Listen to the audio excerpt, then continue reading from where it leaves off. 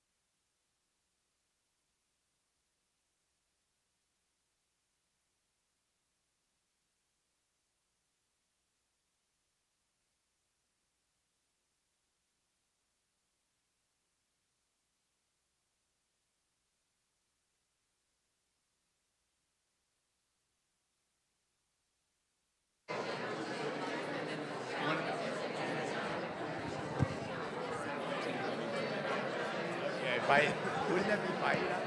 Yeah, 8 bite. Good evening, everyone. Marielle, do I have? We're good here. Okay. I would say Shabbat Shalom, but not quite yet. So Erev Shabbat Shalom. I do want to acknowledge that this is the Sharet Tzedek model, as I said to Rabbi Rosenblatt, because they started doing programs before Shabbos so that people could either stay for dinner after or get home for dinner. So especially this time of year, it's a great time. Although my family and I are going to end up having dinner in my office, but you can all go home and it'll be nice. So I'm Rabbi Dan Moskowitz. It's a pleasure to welcome you all to Temple Shalom, really on behalf of the whole community. We are the host the Housefather, if you would. But really in partnership with CJA, with Jewish Federation, and with the Rav. And I think JNF also joined us on the flyer as well. So it's a pleasure to bring our community together for these important moments, and we're always honored to host them here.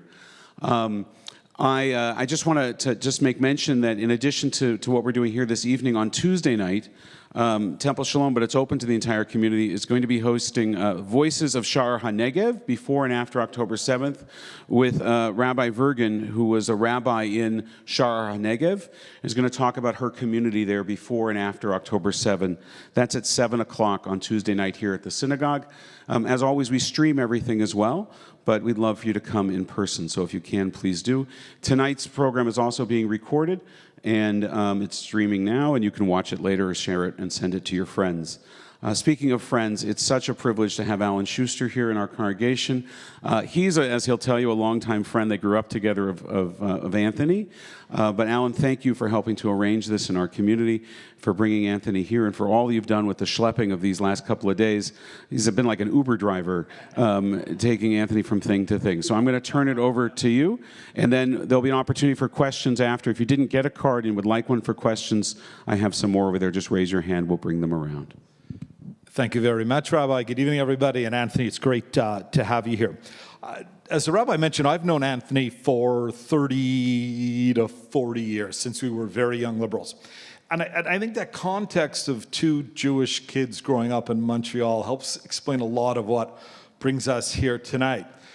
You know, politics was not the exception growing up as a young Anglophone Jewish man. It was the rule. We were fighting for the existence of our country. In 1980, we had a referendum to separate Quebec from Canada. That was meaningful. We were trying to protect our Jewish day schools. We were trying to protect our Anglophone institutions, our hospitals, our language rights. So Anthony and I, we grew up in an environment where principles, where morals and values really drove how you approach politics. There was right and wrong. You had to protect the minority. You had to ensure that everybody had an equal opportunity. And it is these values that have driven Anthony for his entire career, whether it was the mayor in Côte St. Luc for 10 years, or whether it was taking Irvin Cotler's seat in Mount Royal and becoming the member of parliament. And what's absolutely amazing is these principles and values really highlighted themselves post-October 7th. It's amazing when these major moments happen. Leaders sometimes cower from the moment, or leaders rise to the moment. And so many of our politicians have just cowered and faltered and lost their voice in doing aboutism. But for Anthony, it's been clear. He has been a strong voice for us, for our community. He has spoken truth to many in power, sometimes messages they don't want to hear, and he has been an amazing leader. And then in Christmas, just before the Hanukkah break, I was in Ottawa, and we were sitting outside the House of Commons and said, Anthony, you got to come to Vancouver. We need to hear your voice. Let's find some time. And about 10 days ago, he said, this is a great time. The House isn't sitting for a week. Let's come out. And over the last 72 hours, he has crisscrossed the city, met with so many of our institutions, met with so many of our people. So I'll highlight one thing. We spent 3 hours with students from Hillel, from all of the campuses, SFU, Emily Carr, UBC, UVic, Langara. And their message was powerful, and he walked the encampment, and he listened to their stories. And then we went out to Emily Carr, and just in this incredibly powerful moment, it's a beautiful campus, and they got hundreds of pieces of artwork from the students on the walls. Lo and behold, only one piece of artwork has ever been vandalized. It was a Jewish student. And they had written Free Palestine and had the inverted red triangle for Hamas. The one piece, a Jewish student who so powerfully told her story to Anthony. It's been amazing. Vancouver Holocaust Education Society spoke to the King David High School, inspired a young group of kids to follow their passion, but also fight for their community. And it was great. So Anthony, it's a real pleasure to have you out here. Welcome to Vancouver. The weather's like this 365 days, like I told you. It is perfect. And here you go. Thank you.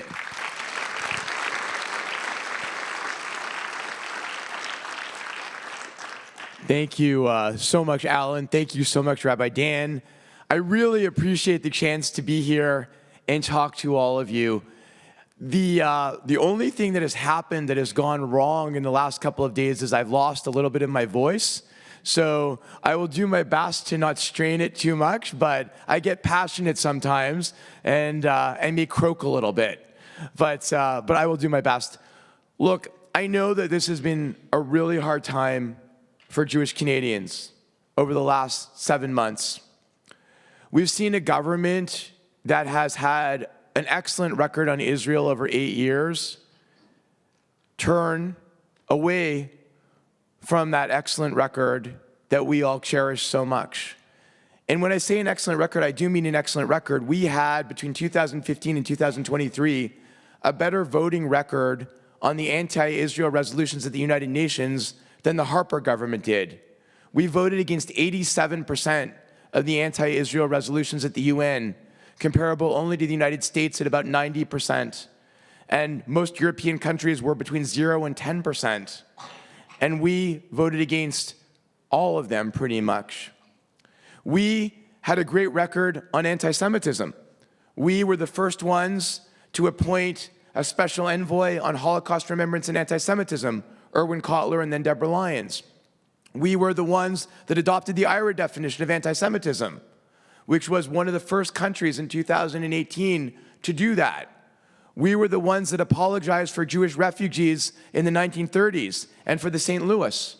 We were the ones that adopted Jewish Heritage Month. We were the ones that made anti-Semitism one of the 4 pillars of our anti-racism strategy. I've been proud of the record of my party while we've been in government on these issues. But since October the 7th, I think the Jewish community across the country has felt somewhat abandoned. I think that when it comes to Israel, I visited Israel in November with a bipartisan delegation of members of parliament. And we went to Kfar Aza. We went to Sderot.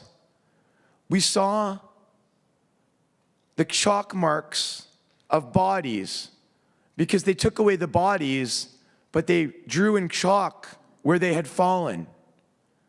We saw buildings with bullet holes and blood and dismantled.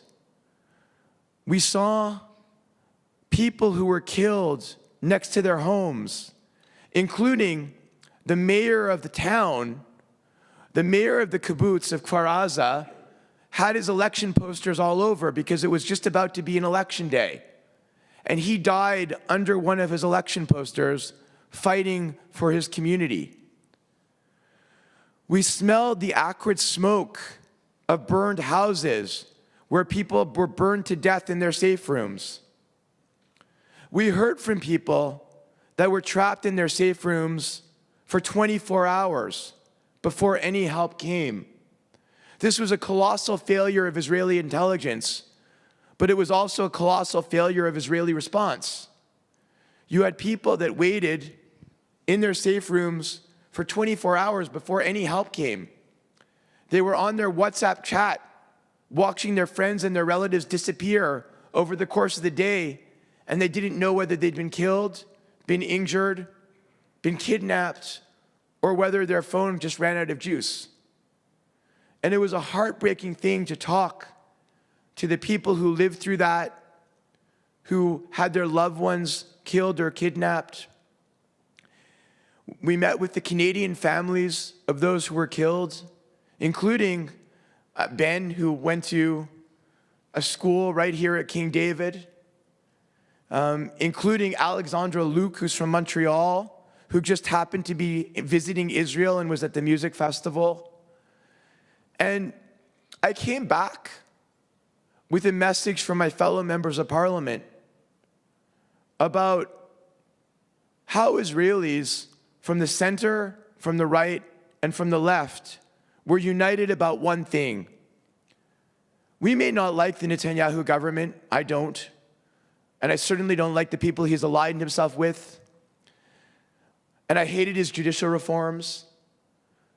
But in October and November, at that time after the attacks, everyone was united.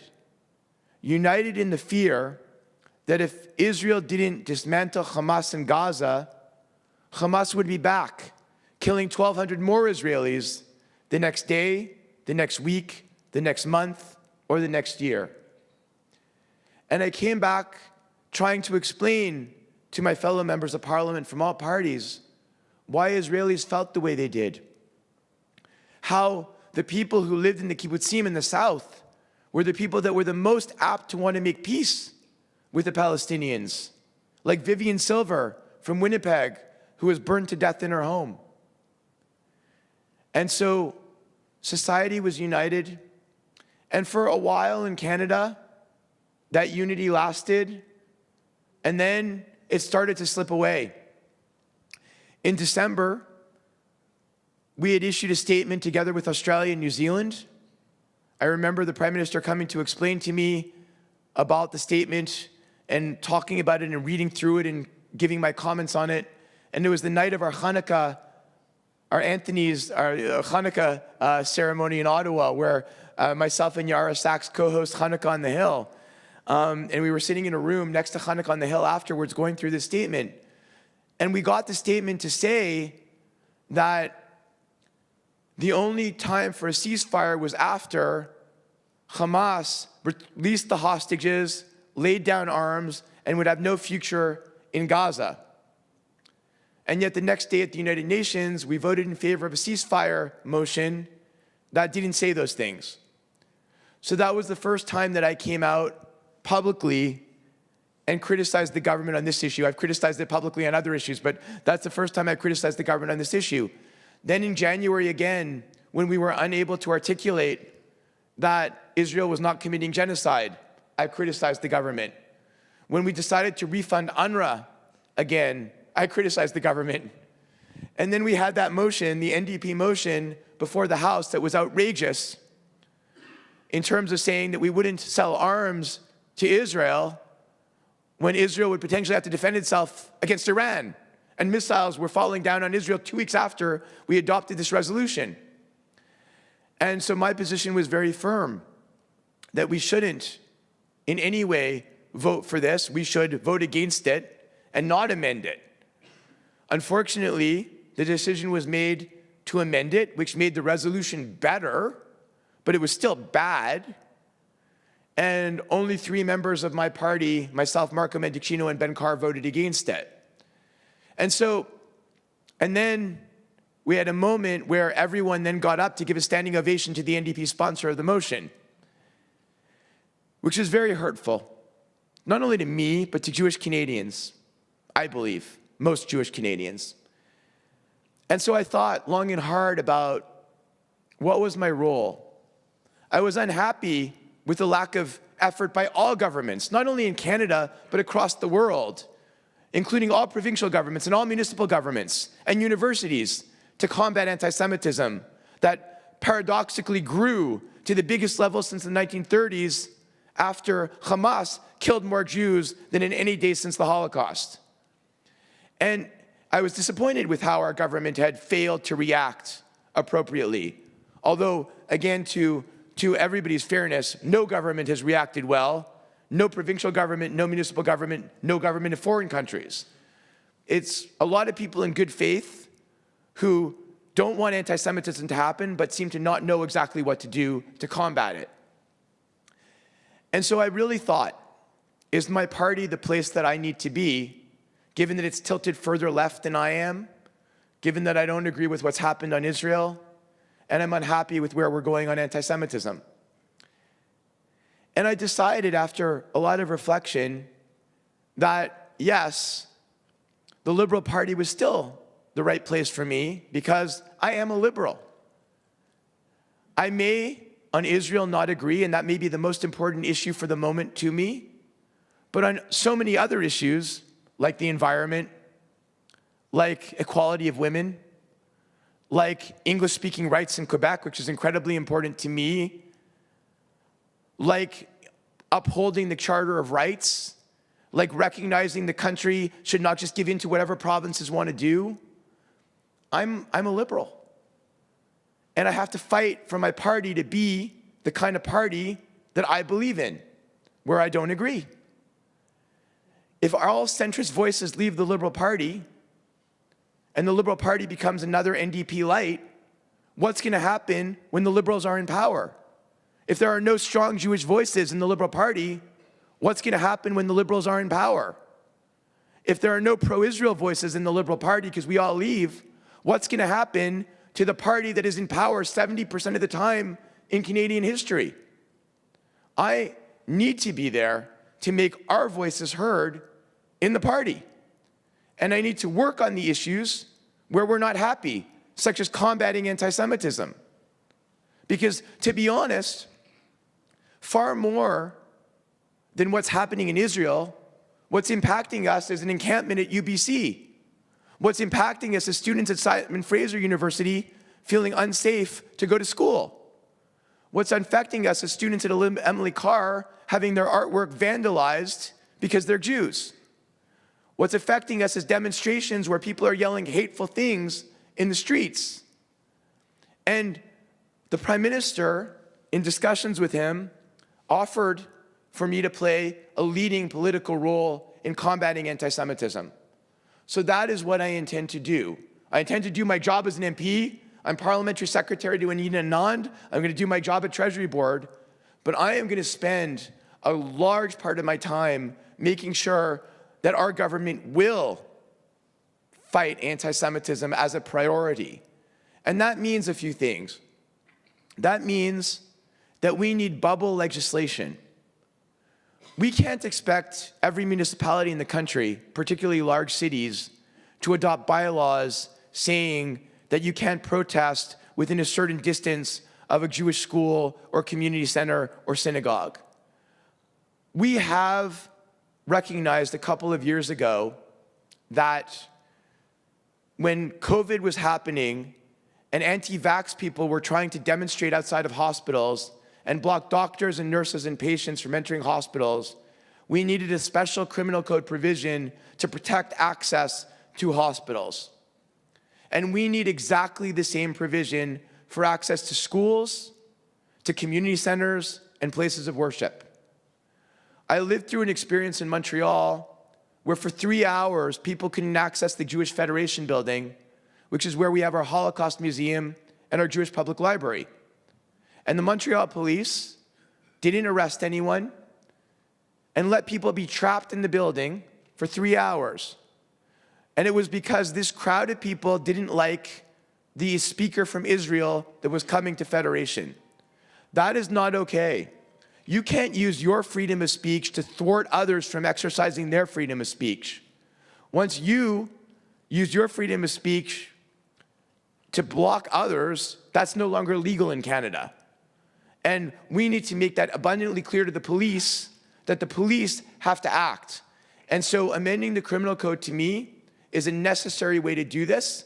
I'm pushing very hard for that legislation to advance. I'm very hopeful about it. And I think that would be one issue to deal with the demonstrations outside of campuses. Number two, police need to be told that they need to enforce the law. That's not only important for Jews, that it's important for everyone. Now, it's important that everybody understands that politicians don't direct police necessarily. Like, we can say, we expect you to enforce the law, but we can't tell them how to exactly do that. And that it's not the federal government that controls police. People seem to think that municipal police in Montreal and Toronto are governed by the federal government. It's not. It's the local municipalities that employ police. It's the provinces that employ police. Even the RCMP are contracted by the province. And it's the Attorney General of the province that issues instructions to police as to where the line is on things like hate speech. So the federal government can be a moral voice of clarity, but it can't actually make these things happen. But we need them to happen. We need police to be told by all levels of government that we will support them when they enforce the law. Because if people aren't enforcing the law or selectively enforcing it, nobody's safe in our society. And the other thing that needs to happen is on campus, university presidents, university administrations need to act to keep students safe. It is unconscionable that encampments that are in violation of university policy are allowed to remain at universities throughout this country. And where McGill, in my city, after a week recognized this and asked the police to help them get rid of the encampment, that the police have now for 2 weeks not done that. Because the mayor doesn't seem to want it to happen. This is not okay. I went to the encampment at UBC yesterday with Marco Mendicino and Alan and others, and you see this is a fortified encampment that is not mostly populated by students, but mostly populated by activists from outside of the school. There are posters surrounding the encampment that are glorifying terrorists, that are glorifying violence, that have pictures of people with guns and hand grenades and Molotov cocktails, and this is not legal in Canada. So UBC has to invite the police onto campus to look at this. It's something that, again, universities are provincial jurisdiction. So post-secondary affairs ministers of provinces need to act. Because nobody was doing anything, I mean, although I think Selena Robinson was actually trying while she was the post-secondary affairs minister, I did two things myself. Like, people ask, well, what can one lone MP do? Well, one lone MP has a lot of power if you use it, right? In December, after I saw the hearings in Congress, and remember that in the United States it's a little bit different because they have a federal Department of Education that has control over universities and applying human rights rules at universities. We don't have that power here because it's provincial. But we could, as a federal parliament, still take an interest in this and make it a public issue. So I joined with four of my colleagues, Marco Mendicino, David Lametti, Anna Gainey, and Ben Carr, and we wrote to the 29 biggest universities in Canada, asking them the questions that were asked in Congress. I asked them, is a call for the genocide of Jews a violation of your university's code of conduct, irrespective of context? We asked them, is the call for the eradication of Israel a violation of your university's code of conduct, irrespective of context? And surprisingly enough, all 29 of them answered. Our letter woke up Universities Canada, that is the affiliate of all the big universities. They held 4 meetings with the president of universities to talk about how they should answer our letter. And it, for the moment, woke them all up. Then I pushed for hearings in Parliament on anti-Semitism, focusing on anti-Semitism on campuses. After weeks of struggle, I got the motion unanimously adopted by the Justice Committee, and we started our hearings last week with students. And Claire Frankel, whose parents are here, was one of the students. Here they are. Was one of the students who attended those hearings. We had a press conference on the Wednesday. We had hearings on the Thursday. We had students from University of Alberta, from Queen's, from U of T, from University of Windsor, from McGill, from Concordia, etc., all come talk about the parallel lives they're leading as Jewish students on campus, where university administrations are failing to equally apply the code of conduct to Jews, where diversity, equity, and inclusion programs somehow omit Jews. And I think the national press was astounded by the things that they heard from the students. And the parliamentary committee will next be hearing from major Jewish organizations such as CIJA, Wiesenthal, B'nai B'rith, from our special envoy, Deborah Lyons, but also from people like Ted Rosenberg, who resigned from UBC after 30 years on the medical school because of anti-Semitism, and other people like that on faculties across the country. And finally, we will hear from the presidents of big universities like UBC. And we will be able to ask questions to them about the encampments and about the Senate new vote that they're about to have on BDS and why they're not taking a position and why they're not doing enough.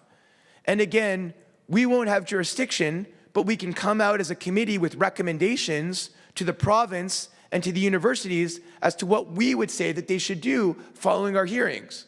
Now, if it weren't for me, these hearings would never have happened. So people who say, one MP, what voice do you have? What difference do you make? Well, you have. You make a difference. You can if you use your voice. And think about it. This is provincial jurisdiction. Not one provincial legislature has had any committee look at this. Isn't that a little bit ridiculous? So again, there are a lot of things we can do to combat anti-Semitism. We can, for example, introduce contemporary anti-Semitism curriculum into schools. It's wonderful that our students are now going to be educated in the Holocaust, but they also need to recognize contemporary anti-Semitic tropes.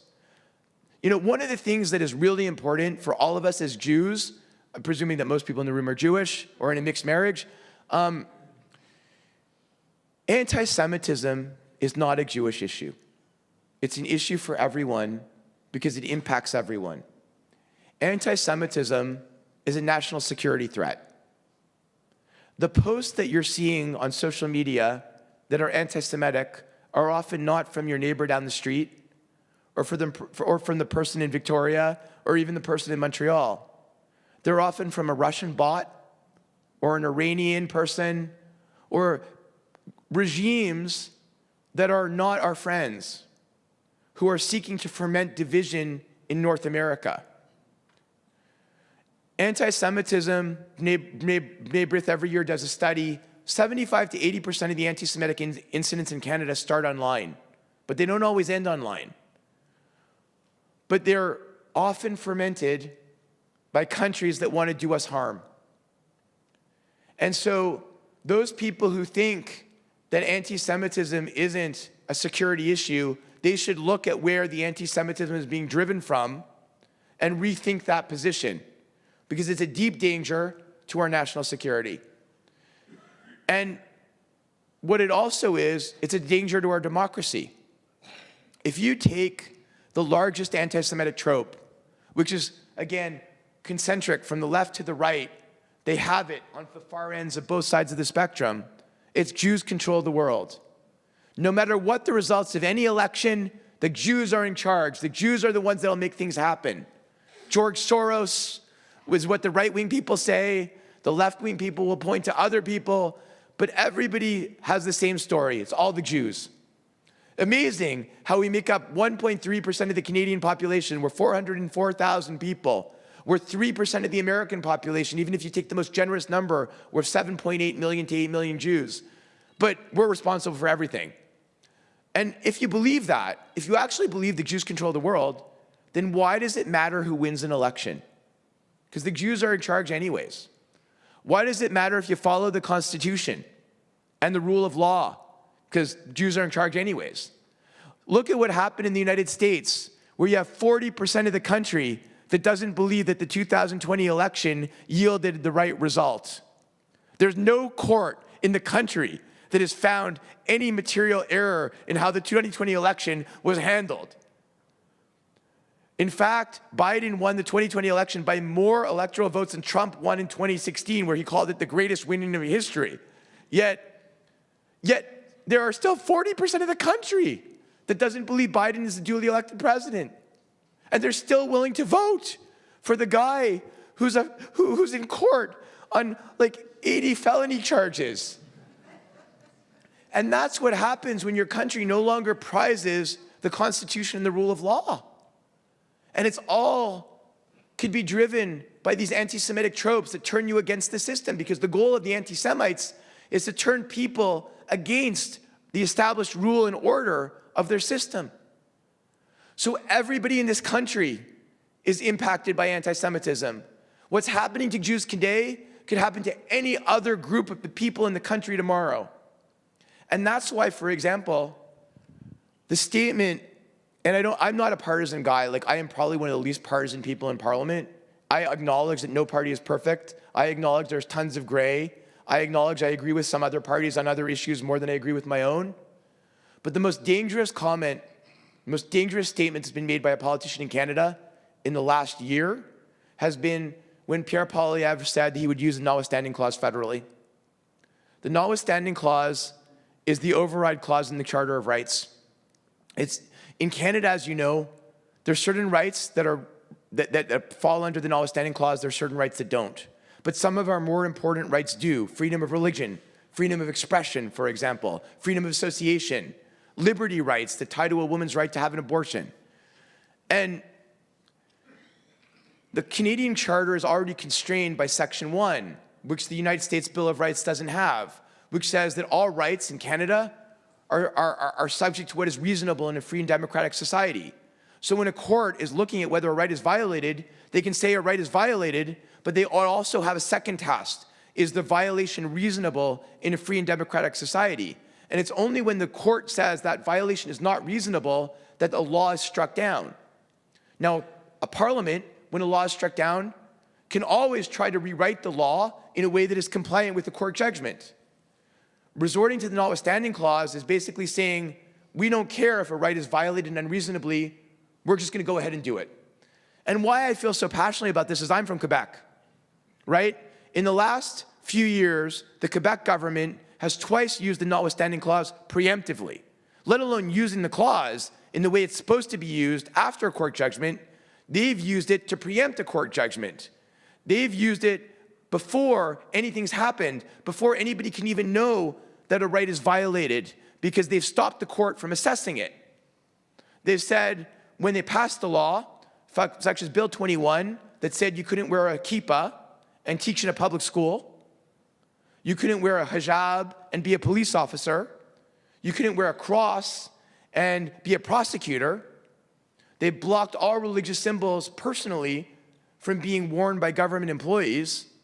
And then Bill 96, which is a language bill that they again use notwithstanding clause preemptively on, that says you're not entitled to get English services in Quebec unless you have access to English schools in Quebec. That means if you move from the United States to Quebec, you can't get served in English by the provincial government, even though the services are readily available to other people. And you can't, and I even, as a sixth-generation Quebecer, can no longer get a birth certificate or death certificate in English. I can't sell my home in English and have a contract in English with you and have it registered in the land registry, something that we've been doing since 1867. And of course, they use notwithstanding clause. So I know what it's like to have a community that's been impacted by the use of that clause, and the only saving grace is that the federal parliament has never used this clause. And federal governments have been able to go to provinces and say, it's shameful the way you're using a clause to take away the rights of your minority. Once a federal parliament actually uses this clause, never again will the federal parliament be able to look at a provincial leader and say, you shouldn't use that clause to take away minority rights, which is the role of the Prime Minister of Canada and the federal government. And so the use of that clause is dangerous with respect to all of our rights with respect to federal law, but it's even more dangerous with respect to the federal government no longer having the bully pulpit, the moral right to tell provinces not to do it, which provinces have done on multiple occasions. And so, to me, I feel so strongly that the main job of the national government is creating a Canada that is bigger than the sum of its parts, where whether I live in Montreal or you live in Vancouver or someone else lives in Saskatoon, we all feel that we're part of the same country with the same rights and the same privileges. And that there's a federal government that protects each and every one of us in the same way. And so, I don't know, I'm very emotional about that. And so that was, to me, really, really dangerous. But still, that being said, I understand the frustration in the community. I understand the frustration on so many levels. And I get why you're angry at the party that I'm in. But I ask you all to remember two things. What's today's issue is not necessarily tomorrow's, and that you have good people in our party that are fighting for the issues you care about. In the end result, in our system, you vote for a person, not a party. You have to, and one of the things that the Jewish community needs to do is we need to make our voices heard to our MPs. If you're unhappy with your MP and how they're voting, you got to talk to them. You got to reach out to them. The more they hear from you, the more likely they are to take your side. And the more we move to a system where people tell their MP that my vote is not based on the party or the leader, but based on what you yourself do. You have your own voice. You have your own record of votes, your own way of dealing with things. I'm going to vote based on what you do and say, not based on anything else. They'll be much more apt to listen to you. It's when you tell them that no matter how good you are, no matter what you do, I'm voting for the other party, then why on earth should they bother to listen to you anymore? Why on earth should they bother to be good on your issues if you discard them no matter how good they are and what you want them to do? So Canadians, we're lucky we don't live in the Israeli system. The Israeli system's a disaster because all they do is vote for a party. You have nobody in parliament that's accountable directly to you. In Canada, you do. Make use of that. And anyways, I know that I wanted to get to questions way faster. I know I probably talked way too long. I probably bored you to tears, but thank you for having me, and I look forward to taking your questions.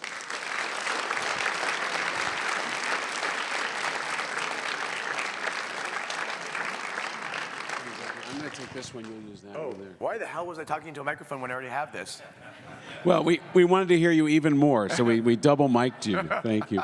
If you do have question cards, if you'll hold them up, somebody will pick them up because we've got my son Judah will do that. That's great. Excellent. Take a breath. Take a drink of water. Thank you all so much, and thank you, Anthony, for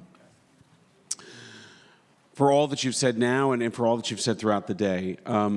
As I was sitting there thinking, well, I should ask him one question before I turn to the cards, you answered all the questions that I wanted to ask, and one of which you had covered this morning, which was the one that you sort of ended on, which is the challenge that we have in our system of our parties matching our votes. Thank you, Judah. And electing people for their voice as opposed to their party. I am curious to know, before we turn to these questions, after you spoke up in Parliament and after that standing ovation for the NDP MP who had brought forward that motion, what was said to you privately? Because I know you were very public about the hurt that you felt, about the abandonment that you felt, and I'm just hoping that there were other things that were said to you privately that maybe could give all of us a sense of some hopefulness, that what we see in the media, that what we see on the news is maybe not what's going on behind the scenes. So let me say that I believe that, is this microphone working? Yeah, it's working. Okay. I believe that most liberal MPs are supportive of Israel. I do believe that. I believe that the way this motion was handled, with an amendment that came in at the very last minute, which nobody really had a chance to read, there was a collective pressure to vote for it without people really having a chance to review it or thinking it through. Weeks later, on the night that Iran attacked Israel, I had numerous colleagues that reached out to me saying, okay, now we understand why you were so disturbed about not selling weapons to Israel. And there was a collective realization. Certainly, in terms of privately, liberal MPs from across the spectrum, from the Prime Minister to the Deputy Prime Minister on down, reached out to me and asked me to stay. In the same, there was no doubt that the caucus, all valued me being there and understood that I wasn't necessarily going to agree with them, and I was deeply unhappy with it. I think on anti-Semitism, this is an interesting question, right? Because there seems to be a feeling amongst the Jewish community that somehow the conservatives now are better for Jews. I won't go into the other issues because I don't agree on other issues, but let's even use that one. I don't believe on the issue of domestic anti-Semitism that the conservatives are better for Jews. I will give you the example of those hearings that we just held in Parliament that came from liberal MPs on university anti-Semitism, where our questions at the hearings were nonpartisan, focused on the students and their experiences, and I invite you to go listen to what the conservative questions were. But I also would say that the biggest ask of the Jewish community in the last 7 years has been to have online harms legislation that deals with social media companies that do not follow their own rules and remove posts that are anti-Semitic and hateful to Jews. And the Liberal government has now put forward legislation, which I think needs amendments, and I'm on the Justice Committee that would work on those amendments, but is a good start toward what the European Union did and what the UK did to deal with online harms. The Conservatives said they were against it before even seeing the bill. And so I don't think this is a clear-cut issue that one party is automatically better on this issue than the other. I think on Israel, certainly we've had less moral clarity over the last 7 months than the conservatives. But I don't think on domestic Jewish issues, which I actually think are more important to our community today than what's happening in Israel, although they're both very important, that's the same answer. What I would say is that my colleagues, to a dime, are deeply committed to the fight domestically against anti-Semitism. When they heard that I was being tasked with that by the Prime Minister, I had colleagues all across saying, I want to help, I want to help, I want to help. And that includes local MPs like Parm Baines and Terry Beach and Talib Noor Mohammed and others. So again, I think the question is, there is hope. And there's a lot of hope that on anti-Semitism, our government has recognized this has to be a priority. And I think that the Jewish community has rightly felt abandoned. I don't think we're abandoned. I think we haven't been loud enough. But I'll point to two things that give me a lot of hope. One is, 2 weeks ago, the Prime Minister had a dinner at his home for me and Ben Carr and Yara Sachs and Julie DeBruzen and Marco Mendicino and Anna Ganey. And it was a Passover dinner. He served chicken soup with matzo ball and brisket. How was the brisket? Excellent. Okay, just checking. One of the best briskets I ever had. And we said to him really clearly, Prime Minister, there are two things you really need to do. And I've said it for months, but we all articulated it. One is you need to say something about anti-Semitism on campus. And number two, you need to make a speech where you say that Zionism cannot be a dirty word in Canada. And he's done both of them. The day after our dinner, he came out saying that anti-Semitism on campus was unacceptable and Jewish students needed to feel safe on campus. And in his speech at Yom HaShoah, which I encourage everybody to watch if you haven't watched it, he said that he was a Zionist, that Zionism was, all it meant was Jews have a right to their homeland and their ancestral indigenous land, and that it should not be a dirty word anywhere in Canada. And it was a really good speech. And then secondly, our UN vote last week on the recognition of Palestinian statehood, we did not vote with 143 countries yes. We did not join Australia and New Zealand, who we've been tied to since that UN vote in December, they both voted yes. We did not join France in voting yes. We abstained. And we put out an explanation of vote that explained why we abstained. And why we abstained, of course, was we normally would have voted no, but Netanyahu's blanket refusal of a two-state solution meant we could no longer give Israel veto power to say there can never be two states if the government of Israel is saying under no circumstances can there be two states. And I think the explanation of vote was very clear and logical. And while I advocated for a no, I was perfectly okay with the abstention. And that to me, I think, are both hopeful signs that on a lot of the issues the community is concerned about, that there's been a lot of progress. Thank you, Anthony. There's a couple of questions here, and we spoke about this this morning when you met with the Rav and with other leaders in the Jewish community. And in fact, we spoke about it with the Prime Minister when he was here a month or so ago, just in the other room with other members of the Rav. And it's about Samadun. And you spoke about it yesterday at UBC with Marco.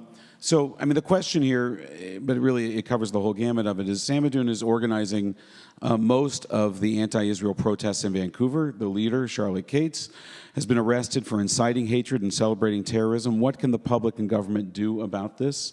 And there was a follow-on question, which is, can you share what, if anything, you're aware of federally is being done with regards to Samadun? So this is federal responsibility for Samadun to be recognized as a terrorist organization. I've loudly taken that position for a long time. Samadun should be recognized as a terrorist organization. I've upped the game in terms of discussions with Dominic LeBlanc, the public safety minister. The way it works is the public safety minister makes a recommendation to cabinet after receiving reports from the security forces with recommendations from them. And I'm very hopeful on both IRGC and Samadun that they will be recognized as terrorist organizations. I think we have a public safety minister who's very supportive of the community's fears in this regard. And the public safety minister needs to make that recommendation to cabinet. Cabinet needs to act on it. And I'm confident that this will happen. There's a question here about how we can move from words to deeds. And it's something that I think many of us struggle with because often we hear, not always, but often we hear lovely words, beautiful words. If the war was fought with words, we'd win. We have the best words. But they rarely follow actions. And like you had said here and like you said earlier today, there is this gap between what the federal government can say it wants done, if it ever says it, about enforcement of law, and then the actual enforcement of that law, which falls upon the provinces and the attorneys general. What are things that we could say to both our MPs, not both, to an MP and to an MLA, that can move from words to deeds? What are the things that move you when you hear it, and what are the things that your colleagues would need to hear from our community that can move them to action?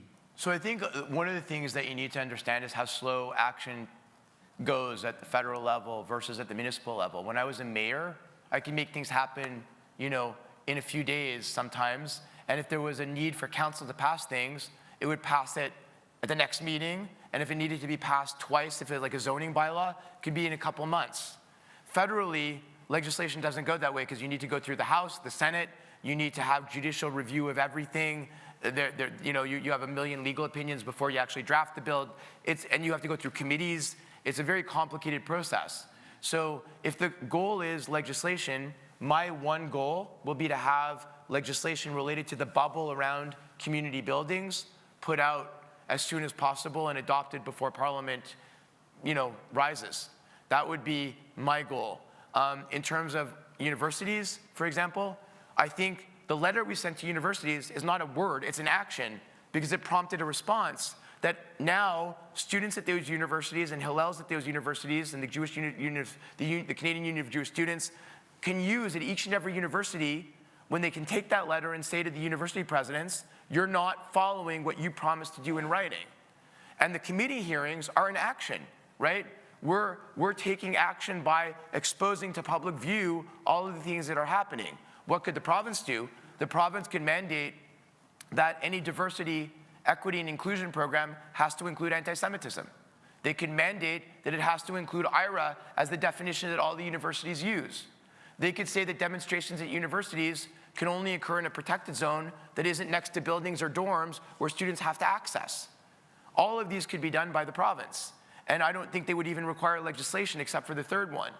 So there are things that we can always do, but sometimes people say it's only words, it's only words. It's not only words. If anybody believes, you have all these people that write on Twitter, oh, somebody tweeted, that's all they do. No, if somebody's tweeting something, they've talked to the government, they've tried to take action already. And I think, again, the federal government can be judged on, there's three things we can actually do. Name IRGC as a terrorist organization, name Samadoun as a terrorist organization, put forward the bubble legislation. Those are the three big anti-Semitism things that I think should be done by the federal government as soon as possible.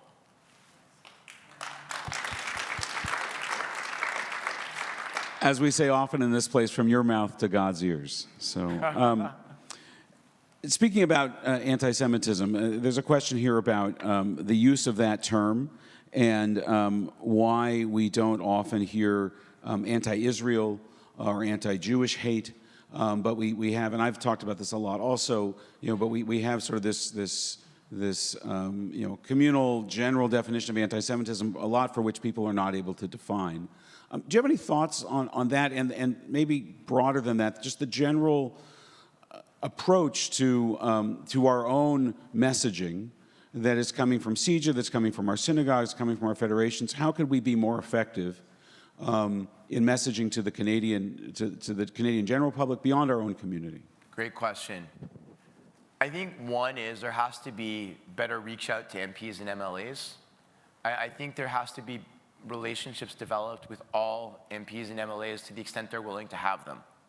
Because unless you have somebody's ear, unless you can have a meeting with them, you're not going to get very far just by having random emails sent to them. Then, in terms of this motion, for example, the Jewish community's outreach in terms of getting emails to MPs saying you have to vote against the motion was dwarfed by the organizations that said you have to vote for the motion. And we need to be better at having allies in other communities that will echo those messages that are the most important to the Jewish community. In terms of anti-Semitism, I prefer to call it anti-Jewish hate. but anti-Semitism was a term defined by a German scholar in the 19th century, and since then, that's been the academic term used to mean hate against Jews. And it's hard to change that. The IRA definition of anti-Semitism, as you know, was defined by a group of countries over a decade, including Canada, and that is the definition that most Jewish organizations believe should be used. It's my preferred definition. It's not perfect, it's not how I would have written it, but it's what's there. Right. And I think we need to be consistent. We can't have mixed messaging saying this one wants this one wants that. The more we echo each other and we're cohesive as a community, it's really important. And the final thing is, there are fringe organizations out there that pretend to people that they speak for Jews.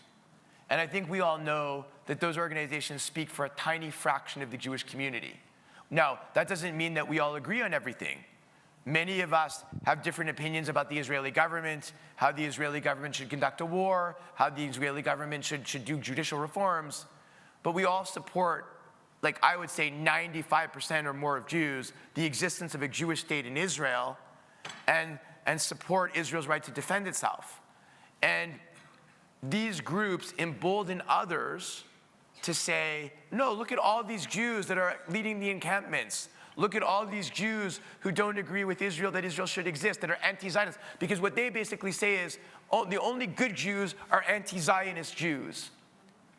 To enter the encampment, you've got to say, I'm against Zionism. That's the password you need for acceptance to enter the encampment. And what the encampments do is draw all these people that are desperate for acceptance into a place where all they need to do is say, I don't like Israel, I'm anti-Zionist, and they're allowed in. And so this small group of Jews is being used by the haters, the true haters out there, to say Jews are divided, when we're not divided as a community. To me, and please use this as an example, the best example that I give to anyone in my province is, there are some English-speaking Quebecers that support Quebec separation. They're like 1% of English-speaking Quebecers, and everybody knows in Quebec that it's like a fringe group. That's exactly what the anti-Zionist Jews are. They're like English-speaking Quebecers who support Quebec separation. And to be honest, the more people understand that, because people, right, it gives people social license to be anti-Zionist when they know there are Jews that are anti-Zionist. As soon as they start thinking, no, it might be anti-Semitic to join this group, then they don't want to join it. But Jews joining it gives them license to be part of a group that otherwise spouts anti-Semitic things, like from the river to the sea. And so we need to teach everyone that that group is so fractional and marginal in the Jewish community that they're not truly representative of who we are, whether Reform, Reconstructionist, Conservative, Orthodox, even Haredi. Thank you for saying that, and it is such a challenge. We see it at UBC particularly as they turn to this group that is nothing more than a couple of email addresses as the Jewish Professors Network or whatever they call themselves. As the 3 Jewish professors, as opposed to the 200 that had signed a different letter. Right. You mentioned allies, and we were just in Israel on another Federation mission here from Vancouver, and we had with us an Indigenous leader, and she was an ally of the Jewish people and of the state of Israel prior to coming on this trip, but seeing it through her eyes and seeing the connections, the points of connection that she was making and that we heard while we were there between her own Indigenous people's story and that of the Jewish people, and maybe even the greatest realization of an Indigenous people returning to a land. Where is the Indigenous community with us on this? About this, it has been one of the great challenges that I found in my rabbinate, to not find the kind of partnership and allyship with the Indigenous people that I would have thought and would have hoped would have been organic. And there, do you have any connections on that? Do you have any thoughts on that? I don't. I come from a part of the country which has, I have no Indigenous communities. We have the Kanawaki Mohawk community that is in Mark Miller's riding, but it's not in mine. Mm-hmm. It's nearby. So this has not been an area that I personally have focused on, but I think that the problem, of course, as we all know, we want Indigenous support. Of course we do.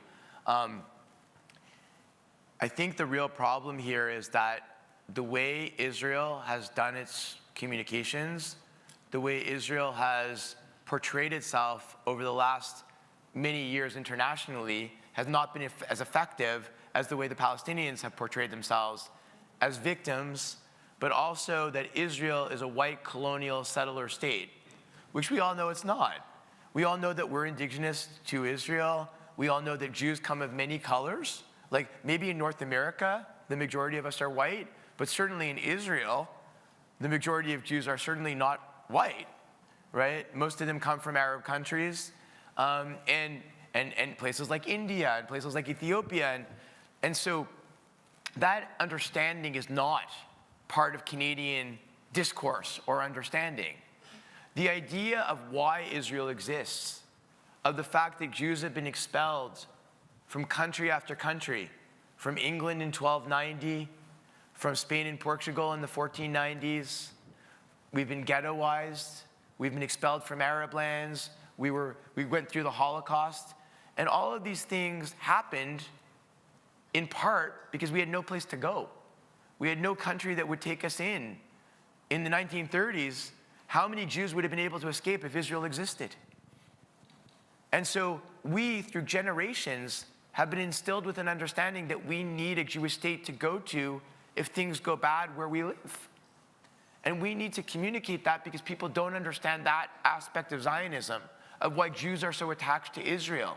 Not only because it's our indigenous homeland, but because we know the dangers of not having an Israel to fight for us, to defend us across, not only in Israel, but across the world. And if we're able to impart those lessons, whether to indigenous Canadians or to other Canadians, we'll be far more successful in explaining Zionism to them. I was able to send that speech that I did in the House of Commons to a lot of people. And a lot of people reached out. I think an overwhelming number of people reached out to my office after that speech. In the week after that speech, I had literally thousands of emails from across Canada, most of them from non-Jews, telling me that listening to it made them understand much better why Canadian Jews were Zionists. And the more we're able, all of us as a collectivity, to explain that to our friends and our family members, to that circle of people who are not Jewish around us, because too often we all talk to ourselves, we would be much more successful, I think, in having more allies on this issue. There's some questions here, and I want to ask some more about the hearings that you're going to have, because if the U.S. was the model, they got somewhat wall-to-wall coverage. There was live coverage on them, certainly on C-SPAN and even on some of the 24-hour news networks, and and certainly they got press afterwards, and there was a bit of gotchaism in the whole thing. But I sent Claire's press conference around to everybody that we could. We sent it out to the congregation, but it barely made the news here in Canada. I felt, beyond a little bit. What is the plan for the next few steps of it in trying to ramp up the coverage? And I'll just add one other piece to that, which is that, it's wonderful, it's incredible, it's spectacular that you are leading this charge, and that the Prime Minister has put somebody so capable in that place, and it's a Jew leading a charge against anti-Semitism. I think that the power of this message, as you had said, is it's not for Jews to fight anti-Semitism, certainly not alone, but when non-Jews come out and recognize this as the threat that it is, the national security threat that it is to our entire country, like Marco, who joined you in this campaign. So how are you, if you are, expanding sort of that panel of those that are asking the questions, and do you have plans to try to further increase? I don't want to diminish the coverage that it had. It certainly got coverage. But to further increase the coverage as we start to now hear from leaders of Jewish organizations and then ultimately, presidents of universities. So that's an interesting question. I was actually thrilled at the amount of press that it got. You had an article in the National Post. You had an article in the Globe and Mail. You had it covered on CBC and CTV National News. Like, those are actually pretty big for all the news that's out there. To get students being covered. So I was actually the opposite. I was like, wow, I can't believe how much coverage we got. They put it on Power and Politics. They put it on Power Play. There was a good amount of coverage. And I have to admit, I don't think, to be honest, that the community organizations will get much press. but I think the faculty who are talking about anti-Semitism will get press, and I think the presidents will get press. Yeah. I think that the report, though, that we will come out with will be even more important because it will be the Justice Committee as a whole speaking to what we think needs to get done by the university presidents. And I hope that we'll have some collective agreement. On the issue of non-Jews, well, Deborah Lyons, our special envoy on Holocaust remembrance and anti-Semitism, is not Jewish. I think the goal is you have a Jewish person working with Deborah, because Deborah got so much criticism unfairly because you had members of the Jewish community complaining that somebody not Jewish got the job. I mean, you can never win in this, right? You're telling that to me? Yeah.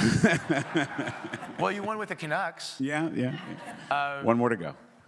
Right. Rabbi Dan came to the CJ-Pack thing in a Canucks shirt yesterday. And finally, of course, I'm going to try to get as many allies as possible. The people asking the questions are the people on the Justice Committee. These are permanent committees, and the way they work is you have Conservative, Liberal, NDP, and Bloc members, and only those people are the ones who will ask the questions. But the goal is, and has been for me for a while, to get as many allies interested in the issue as possible. And my goal will be, as I travel the country, to have non-Jewish MPs from those areas come to the meetings, come into the community, and be more sensitized to it. That is definitely the goal. Wonderful, and thank you again. And again, I don't want to take anything away from the coverage. I just want to see more. I have two more categories of questions here, and then we'll kind of wrap up. This one has to do more with foreign policy. I'm just going to read it. Why is the government not talking about the border between Egypt and Gaza, and why Egypt isn't allowing humanitarian aid or allowing Gazans to leave Gaza for Egypt?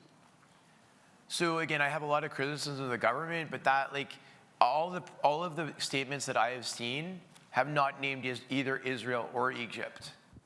They name both of them when it's coming to the border with Gaza. For example, when we talk about the necessity to get security clearance from both Israel and Egypt to leave Gaza, you always mention both Israel and Egypt. And when we talk about blocking humanitarian aid, they never mention either Israel or Egypt. They always deliberately leave out both countries. So that I have not seen. I think that there's a general lack of understanding amongst Canadians that Egypt is equally responsible for access to Gaza, and that Egypt could open its border if it wanted without Israel's consent, and that Egypt could be letting people out that it's not allowing out, because both Israel and Egypt have been deliberately not wanting anybody to leave because they're afraid of Hamas terrorists coming into Egypt in the same way that they don't want Hamas terrorists going into Israel. But that, like, lots of criticism I had about how our communications have been, but not on that point. And then the last pile of questions here have all to do with the Liberal Party and its future, and some of it which you spoke to in terms of why you're still in the Liberal Party and what, why or if Canadian Jews should still support the Liberal Party. And before we get to that, I just want to say two things. One, as was said on the flyer, this is a nonpartisan event. We're a synagogue. We don't do partisan events, and to follow on to that, we always invite members of all the major parties to speak with us when there's an opportunity. We are working with CJ and with Poilievre's office, actually, for him to be here in July and speak here at Temple Shalom, and we'll have more about that once that gets finalized. So with that as a preface to say, we're not only asking this question of you, and this is not a Liberal Party event, can you share with us what you think the future of the Liberal Party is with regard to Israel, with regard to yourself, with regard to its leadership, and maybe anything else that you want to tell us about, where the party is headed? Certainly many of us have found it to be, as we've talked about, at odds with our views on Israel, more than we had expected or have wanted it to be. 100%.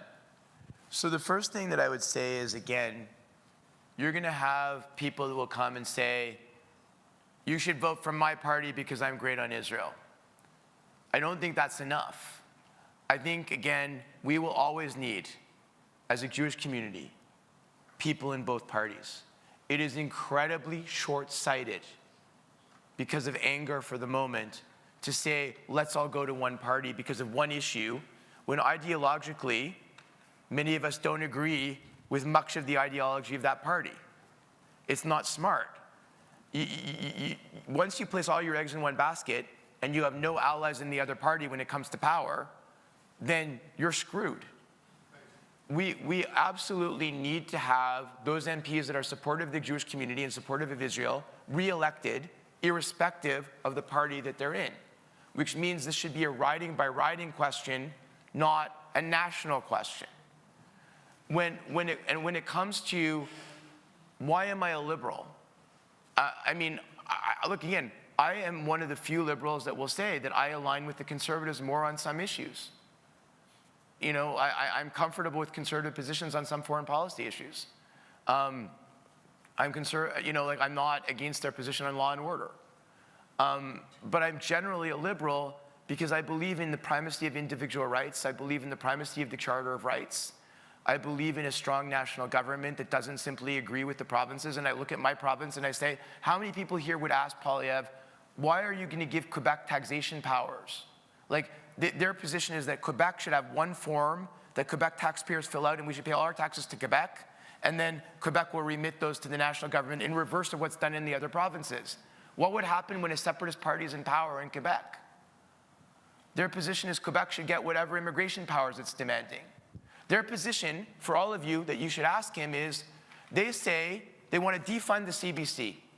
Now, we may not like how the CBC is covering Israel, depends, but there's a lot of value in having a national broadcaster. I don't believe that the CBC should be defunded by the national government.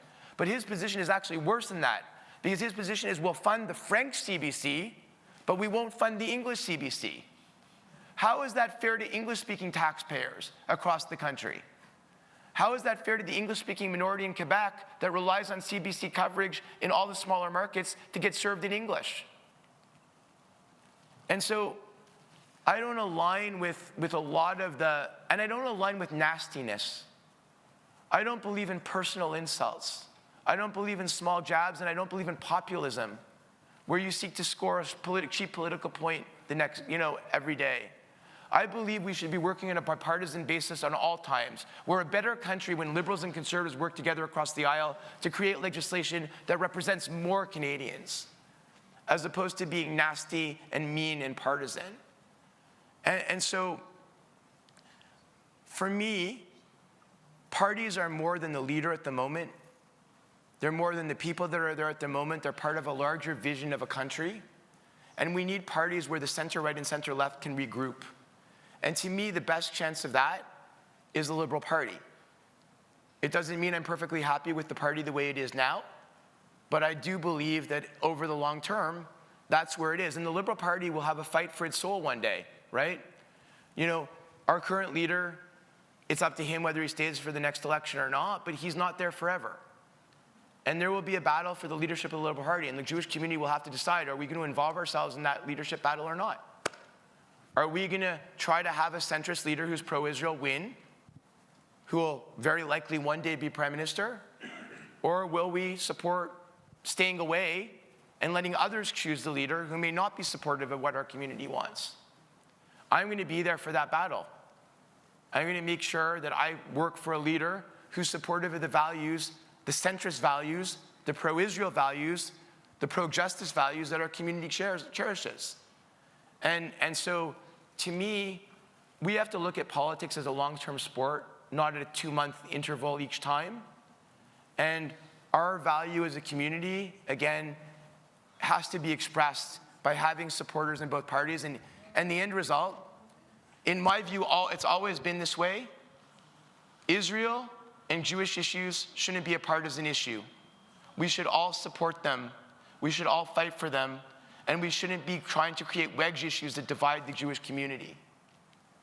The worst thing for me over the last few months, I get tons of hate from people that hate my views on Israel and hate my views on anti-Semitism and call me a McCarthyite because I'm holding these hearings and call me a traitor to Canada somehow because I support Israel.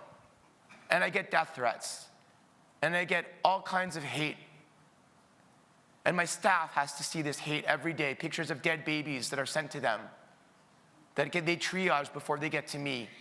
And we're on the phone with the RCMP and the Sergeant at Arms and the Montreal Police all the time about threats. But those bother me less than stuff I get from Jewish community members who send me hate because I'm a liberal. That no matter how good I am on these issues, I'm somehow bad because I'm a liberal. That is horrible. And I want everybody here to think about it, because my colleagues in the Liberal Party, those of us who are good and those of us who are bad, are getting that hate. And if our community wants MPs to support our community, you have to deal with them in a way that doesn't send them hate, that doesn't treat them like dirt. And so when I go and every one of you on social media can just go to Twitter feeds of people like Vivian Berkovici, or my colleague, or some of my conservative colleagues, and what they say about me, just because I'm a liberal, even though I'm allied with them on the issues, but that every liberal is horrible. And if you're in Trudeau's party, you're an anti-Semite, and you're a Quisling, and you're a whatever they call it. It's absolutely abhorrent. And that hurts me every day. Because every day I'll get emails from Jewish community members across the country, because I seem to have become the ombudsman for Jewish community people across Canada. And I get Jewish community members that may agree with me on the issues, but hate on me because they don't like my party. And that just can't work. And we won't develop allies anywhere if that's the way that we deal with things. So I would plead with everybody to, it's perfectly fair to criticize people's policies, perfectly fair to criticize people for what they say and do, but to tie them and say just because you're this, you're then bad, and dump hate on them, that hurts at my heart. So anyways, that's my answer to that. My last question was going to be, Anthony, how are you? But I think we just heard the answer. But and I want to give you an opportunity to answer that too. I just want to say, though, before we conclude, that you're a mensch, you're courageous.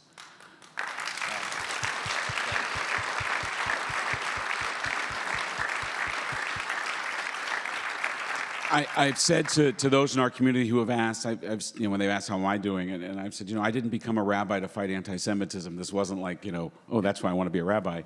But I feel like I've been drafted into the army, and this is the role, and this is what you've got to do. And I'm sure you didn't become a politician you have lots of other issues that you care about.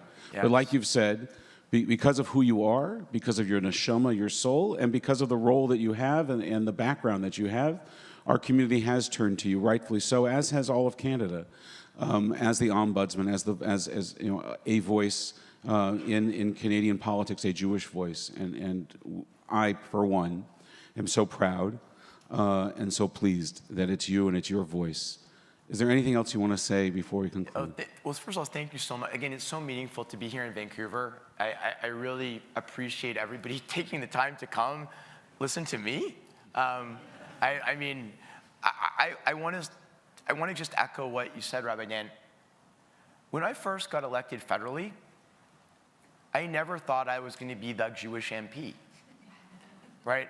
I was somebody who had been very vocal about English-speaking rights in Quebec and minority rights, and certainly this was an issue important to me, the Jewish community, through my participation in the Maccabea Games and my participation in Jewish communal institutions had always been important to me, but I never thought it was part of my politics. And my colleague, Michael Levitt, who was elected at the same time, who's now the head of the Friends of Simon Wiesenthal, was the one who was the Jewish MP. He was the president of the Canada-Israel Friendship Group. I just sat there on the executive and supported him. He was the one that put forward Jewish Heritage Month. I seconded it, but I supported him. I was never the guy that was the #1 face that everybody knew was Jewish, right? Like most of my colleagues probably didn't know 100% that I was Jewish or not Jewish. And when Michael left politics, I realized that I needed to step up and become the Jewish MP, because by default, I was. And I became president of the Canada-Israel Friendship Group, and I've taken on anti-Semitism because I believe it's part of my duty as a Jew. I'm an elected member, I represent everybody, but I'm a Jew. So it became something that I shoulder, not because it was my choice and reason why I got into politics, but because it's almost inevitable that it ended up that way. But I guess I want to end with one thing, because I didn't answer your last question totally appropriately. I'll end with one thing. There are MPs like Marco and I in the Liberal Party. The Liberal Party is in power for the next 18 months.